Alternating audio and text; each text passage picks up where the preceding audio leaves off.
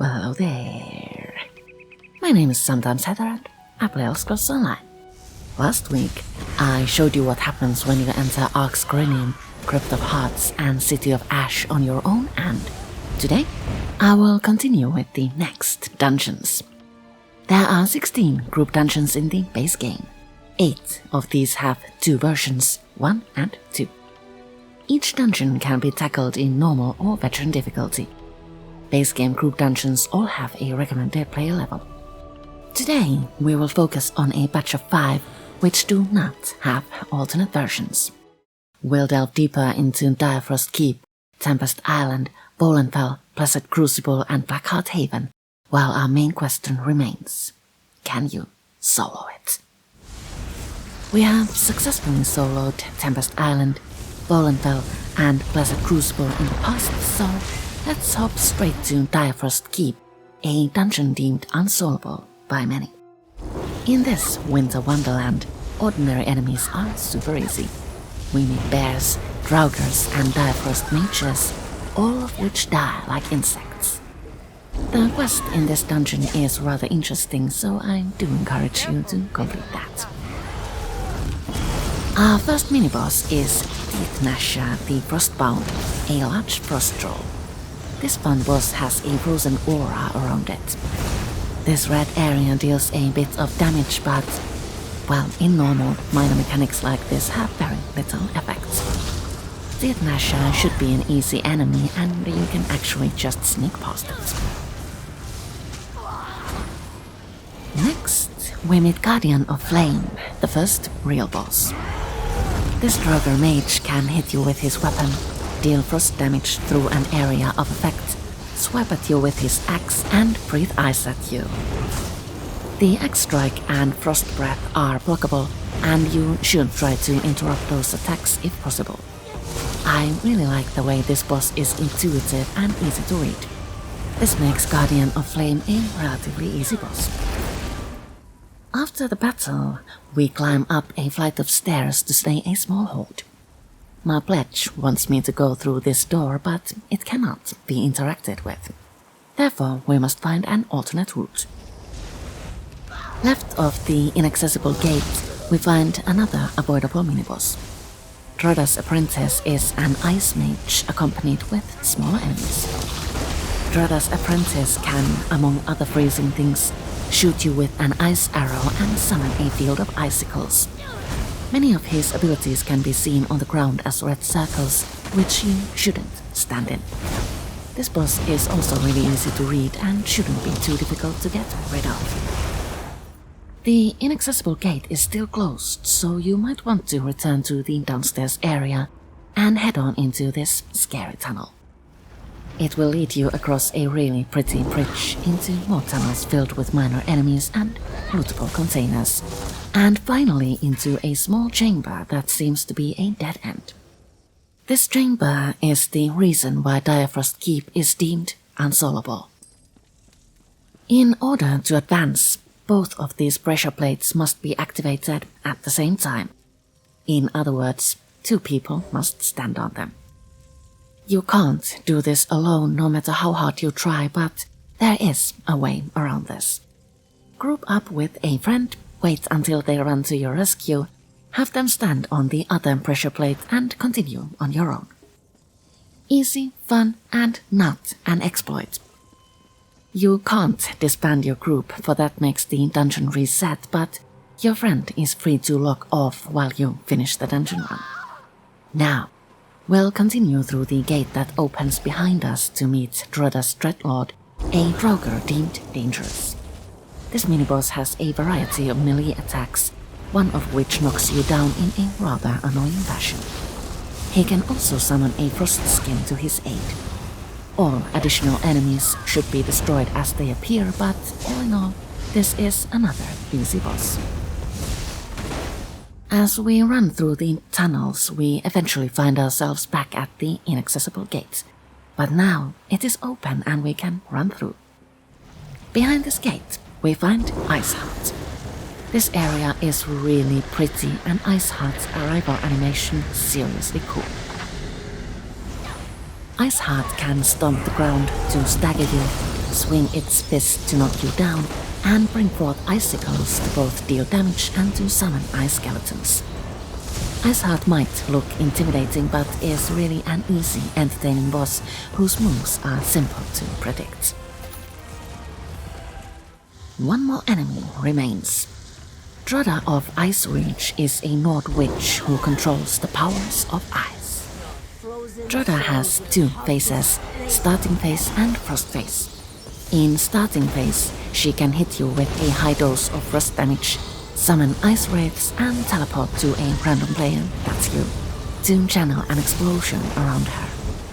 She will also stun you with a beam that deals magic damage and heals her. If you find yourself stunned, break free as quick as you can to keep Drada's hit points down. Frost phase begins if you take too long to kill the witch.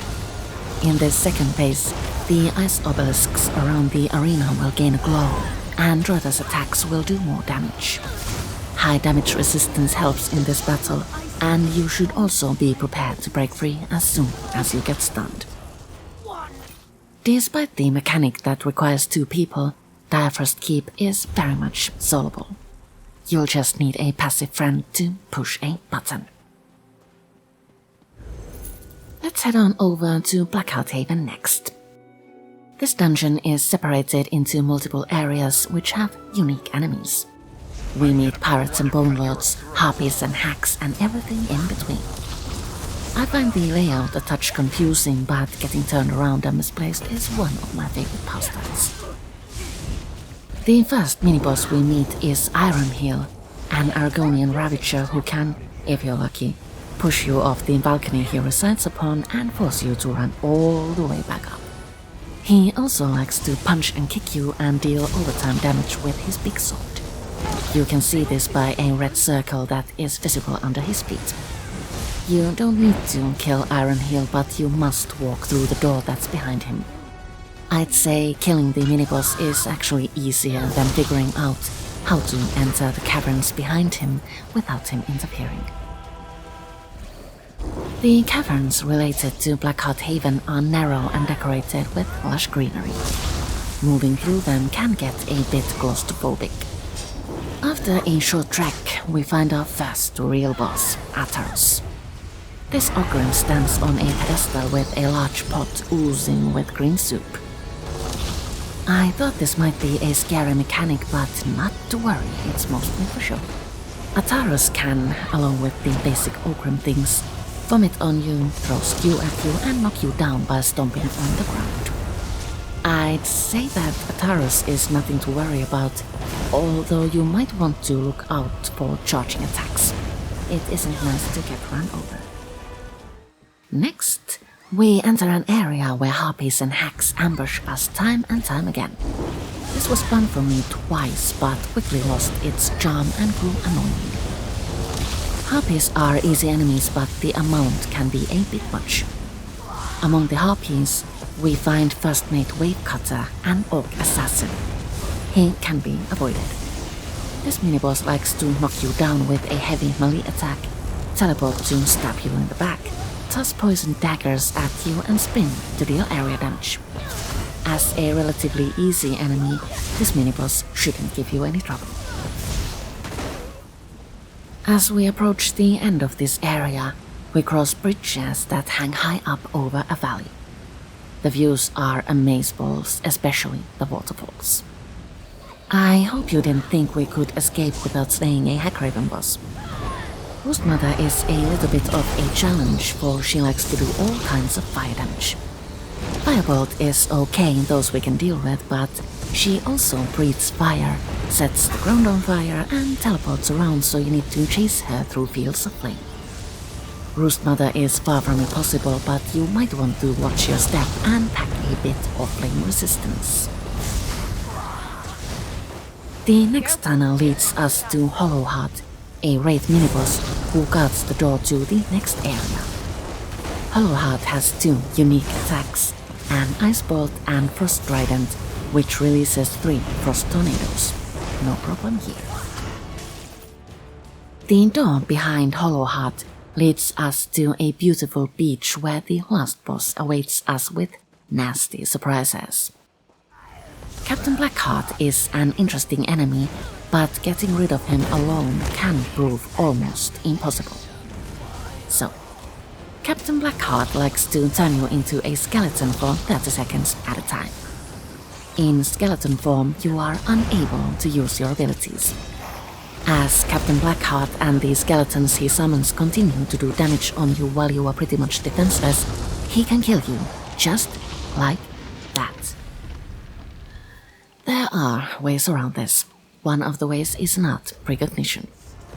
Well-timed critical surge might be enough to keep you alive, so long that you can cast it again once you return to your original form for about 2 seconds. Armor sets also help in this battle.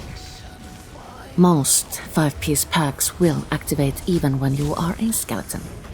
Monster sets should also work. Let's see how Lillian fares with Captain Blackheart.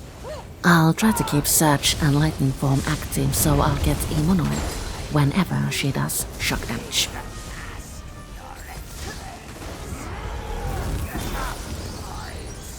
This boss, as mentioned, is almost impossible to solo. Someone on ESO's forums said they had used Leeching Blade to help in this battle. I might try Vampire's Kiss to keep health up, and maybe Thunderbuck to deal damage to enemies. Captain Blackheart is probably the most difficult enemy in ESO's base game dungeons, but he isn't impossible to solo. If you managed, do tell in the comments how you did it. I hope you enjoyed this video. Next time, we'll venture into the last 2 dungeons, Selene's Web and Vaults of Madness. Thank you so much for watching, and I'll see you all later. Ta!